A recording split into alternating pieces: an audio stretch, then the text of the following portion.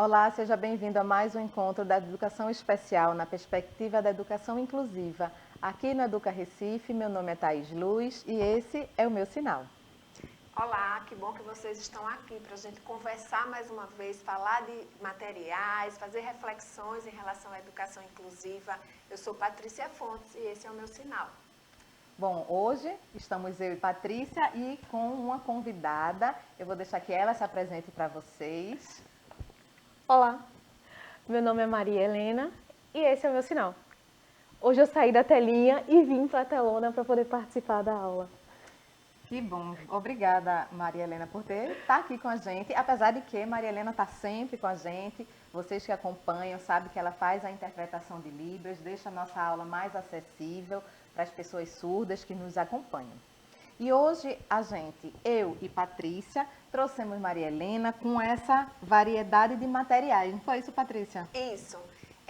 Não sei se vocês estão lembrados que durante todo esse mês de novembro, não é, Thaís? A gente trouxe várias possibilidades de utilização de materiais, né, de recursos, para que a gente construa estratégias diferentes. E a gente trouxe direcionado, né, Thaís, para o público, né, alvo da educação especial, pensando também nesse novo público que está chegando, que é contemplado pela Lei 14.254, que são os estudantes com transtornos de aprendizagem. E aí a gente juntou tudinho, né, todo esse material que a gente apresentou durante todo o mês de novembro, para que a gente explore de forma mais específica cada um deles, para que vocês tenham mais subsídios para pensar nas estratégias e nos recursos adequados, não é, Thaís? Isso. Bom, se você perdeu alguma aula, agora, como Patrícia falou, ao longo do mês de novembro, nós trabalhamos, eu, Patrícia, Ivânia também, trouxe diversos materiais para ser trabalhado com cada um público, né? Cada estudante com deficiência, com a sua deficiência. E hoje nós trouxemos aqui essa coletânea e vamos falar assim de um modo geral. Claro, Patrícia falou que é o público-alvo, não é? Os estudantes do AE, os estudantes com deficiência. Mas, Patrícia, tu concorda que qualquer mãe que esteja em casa nos vendo pode utilizar também esses jogos com seus filhos, mesmo que ele não tenha deficiência? Sim, não é, Helena? E a Helena vai falar um pouquinho sobre isso. Veja, todos esses materiais, a gente trabalha com educação especial, não é? A gente trabalha com inclusão. Então, a gente mostra para vocês as possibilidades de adaptação para esses materiais que são utilizados por qualquer estudante, não é? Na verdade, quando a gente pensa em inclusão, a gente pensa em inclusão para todos os estudantes. Mas aí a gente vai trazer algumas considerações importantes para o estudante com deficiência. Mas esses materiais, eles podem e devem ser utilizados com todos, né? Para mim, aqui, essa mesa é meio que um parque de diversões, né? Porque além de ser intérprete de Libras, né, trabalhar já na inclusão, eu sou estudante de pedagogia e mãe de um autista. Então, muito do que tem aqui eu sou meio já curiosa, quero saber, muita coisa que eu já tenho em casa e eu tenho umas curiosidades aqui para... Então, nós trouxemos justamente Maria Helena aqui, ela é representante de mãe, ela trabalha aqui conosco, ela que tem, como ela acabou de falar, um filho com deficiência em casa. Então, ela meio que representa, não é, Patrícia? Esse público que assiste. Isso. Também é da área de pedagogia, não é Estudante, isso? estou quase lá. Tá, Quase lá. tá no caminho. Então, ela já está também dentro desse contexto da escola, da pedagogia, é mãe e ainda tem o estudante com deficiência, então tudo isso faz dela, não é, uma pessoa perfeita para estar aqui com a gente, para fazer essa troca. Não é isso, Patrícia? Isso. Vamos começar? Bora lá? Ai, não, Vamos eu quero... começar por qual? Eu quero material? começar por esse aqui. Esse aqui eu tenho em Certo. casa e eu aprendi aqui mesmo no Educa a fazer um material parecido com esse usando papelão. Sim, sim. Que a gente fez em casa, eu cortei o papelão, fiz direitinho, colei-o embaixo para poder fazer o encaixe. Aí eu queria saber como é que eu uso isso em casa, porque em casa esse aí eu uso meio que dá as pecinhas, dá o tabuleirozinho e Pedrinho vai Sim. encaixando sozinho, eu não dou tipo uma função. Uma orientação. Como é que eu consigo usar isso em casa? Quer falar até isso sobre isso? Gente, veja, esse material aqui, né, é um material que a gente pode trabalhar. Deixa eu botar mais para cá. Pronto, veja. Esse é um material que a gente pode trabalhar vários aspectos do desenvolvimento do estudante com deficiência. Né? Percebam que aqui a gente tem formas diferentes, cores diferentes e, obviamente, que a gente vai dar comandos diferentes para essa atividade. Né? Então, a gente pode trabalhar percepção, atenção, concentração e outro aspecto importante, Helena, é a função motora. Né? Na medida em que ele vai fazer os encaixes das figuras. Mas, para fazer os encaixes da figura e exercitar a função motora, ele vai ter que perceber, né? Ele vai ter que fazer análise comparativa, ele vai ter que ter atenção para estabelecer uma relação desse elemento aqui com essa base que evidencia formas diferentes. Então, percebam, né, que esse material é um material que estimula vários aspectos do desenvolvimento. É um recurso importante que a gente pode usar para diferentes estratégias. Ele é apaixonado por animais. Meu filho tem como hiperfoco girafas. Então, qualquer coisa que tem girafas, tenho certeza que Pedro vai estar mexendo, Pedro vai estar trelando e brincando. No começo ele não quis pegar. Então, a gente fez em casa como se fosse uma contaçãozinha de histórias até ele chegar.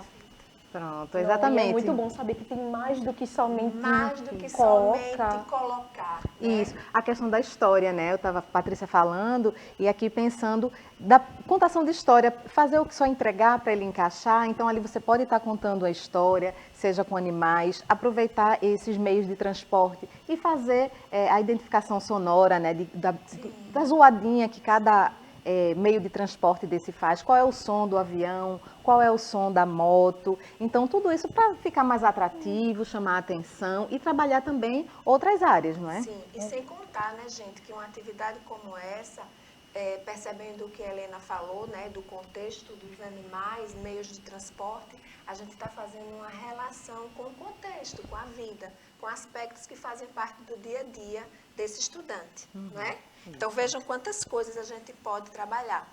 Vamos para o próximo? Bora lá? Então, vai lá, Ilana. Esse daqui, eu tenho um modelo dele pequenininho, assim, mais ou menos desse tamanho em casa, e ele serve de decoração, porque esse aqui realmente eu nunca soube usar, Pedro não teve interesse e eu não consegui fazer ele ter interesse em arrastar Fazer a pecinha, o movimento com as Isso. peças, não é? Ele simplesmente não tá nem aí. Que também, não por que sei não colocar. contar para chamar a atenção uma historinha, não é? Para ele trabalhando esse movimento. Então, o gato que vai pegar o rato e aí criar esse momento lúdico com ele, não simplesmente é só mexer, não é? Então, por que não colocar um rostinho aqui do gato, do ratinho, e lá vai o gato correr atrás do rato e fazer com que esse momento, não é, se torne um momento mais atrativo, mais prazeroso, que ele desperte nele essa vontade de utilizar, de mexer o recurso, e aí ele pode, futuramente vai criando, não é, o próprio personagem dele, do jeito dele, a imaginação, um carrinho, a imagem de um carro, não é? Então o carro, a velocidade do carro, vrum, já faz essa zoada. Então, assim, às vezes a gente tem um recurso, não é, Patrícia? Sim, não se dá conta do quanto que ele pode ser explorado nessa atividade, à medida que Thaís estava manipulando ali, né? Imediatamente já me veio a possibilidade da gente trabalhar conceitos pedagógicos básicos, que a gente trabalha tanto na sala de recursos e na sala regular, também na educação infantil, né? Em cima, embaixo, né? Sim, Cores inclusive ele está estudando sobe, isso agora. Desce, né, Thaís? Vê. A possibilidade de fazer o movimento, trabalhar a função motora, obviamente, mais os conceitos pedagógicos básicos, subir, descer, não é? As cores, né? O que está na frente, o que está atrás, né? O que subiu primeiro, o que foi depois. Então, todas essas informações, né, que são conceitos importantes para que a criança, o estudante, ele possa desenvolver outras habilidades, a gente pode explorar. E quando a gente olha assim, imediatamente, a gente já pensa em função motora. Exato. Né? Mas a gente tem muita coisa que pode ser trabalhada. E a gente, assim, tipo, eu digo enquanto mãe, e eu digo assim, tipo, como quem fala sobre a minha família. A gente tem em casa, a gente quer comprar, quer fazer tudo, mas não sabe bem como conduzir. Então não adianta ter um calhão de coisas em casa que não sabe como dar a função correta. Esse daqui eu tenho um carinho especial. Por quê? Pedro usa pasta de comunicação alternativa. Então, ele tem uma pastinha para conversar comigo. Ele usa o PEX. Pedro ainda ele está no verbal. Sim. Aí eu queria saber se ele, pelo fato dele utilizar como comunicação, se eu posso utilizar também como atividade pedagógica o colar. Sem dúvida. Ou né? só limita para uma coisa, só para Não. outra, eu posso... Não, veja, essa atividade, vê aí atrás as fichinhas, vamos mostrar. Eu quero mostrar uma coisa interessante, uma diferença que precisa ser explorada nessa atividade. Essa atividade, além da gente trabalhar o movimento, porque ele vai posicionar, né, colocar a figura equivalente, ele vai fazer, gente, análise comparativa, né?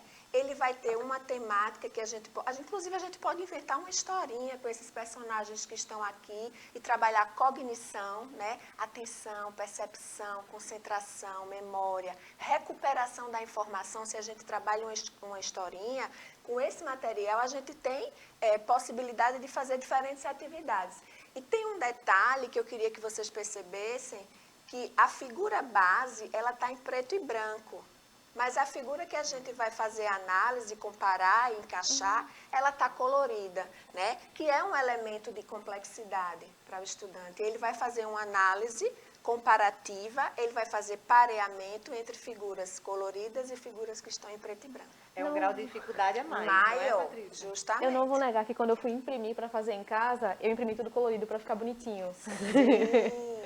Não Mas tinha aí a essa gente está noção. dando uma outra possibilidade de percepção, não é? Isso. Legal, muito legal. Tem coisa aqui que eu não tenho em casa. Por exemplo, esse daqui eu ainda não tinha visto. Não sei bem como funciona. E se é um ganho para Pedro. Pedro está com 5 anos e 6 meses agora. Como é que eu trabalharia esse aqui? Esse é a escala Kuzener, né? É um material que foi criado, estruturado para a gente trabalhar sistema de numeração decimal. Mas aí vocês percebam que eles têm tamanhos diferentes, que representam número e numeral, né? Cores diferentes, e a gente utiliza esse material não só para trabalhar o sistema de numeração decimal e as operações matemáticas. A gente pode trabalhar esse material no sentido de explorar ordem crescente, decrescente, as próprias cores. A gente pode criar cenários com ele, construir uma casinha, criatividade, autonomia. Então, é um recurso, que a gente faz muito isso na educação especial, né, Thaís? É verdade. A gente olha para um recurso e a gente enxerga diferentes possibilidades nele. Então, o professor de matemática que tem a escala Kuzener, ele vai entender que ele vai trabalhar sistema de numeração. Mas a gente... a gente que trabalha com inclusão, a gente já vai criando outras condições e outras possibilidades de explorar o material, né, Thaís? É verdade. E que o olhar do professor é importante. Como Maria Helena colocou, tem um recurso em casa, mas não percebe de quantas maneiras a gente pode trabalhar. Não precisa necessariamente ser nada caro, ser nada muito elaborado, mas com um simples dominó, por exemplo, um jogo de montar, um Lego. A gente tem inúmeras possibilidades, não é, que pode estar sendo trabalhada com seu filho.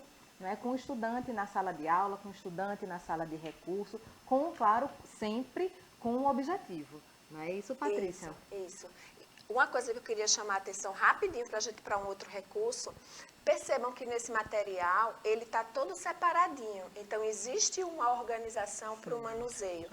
Então, é uma outra habilidade que a gente pode explorar, não é? Que são as questões instrucionais, para que esse estudante organize também o material que ele utilizou. Né? Então, a gente também está trabalhando, estimulando as funções executivas. Exatamente. Então, vejam quantas coisas, né, quantas possibilidades a gente tem em um material que inicialmente não foi pensado com esses propósitos. Mas a gente, né, a gente entende que a gente pode manipular de outras formas. É muita coisa para uma mãe só, cara. É muita coisa. Hoje é o primeiro dia. Amanhã nós estamos aqui novamente com Maria Helena, com Patrícia, e vamos dar continuidade aqui em utilização e conhecimento de todos esses recursos. Eu espero que vocês tenham gostado e nos vemos no nosso próximo momento. Até lá!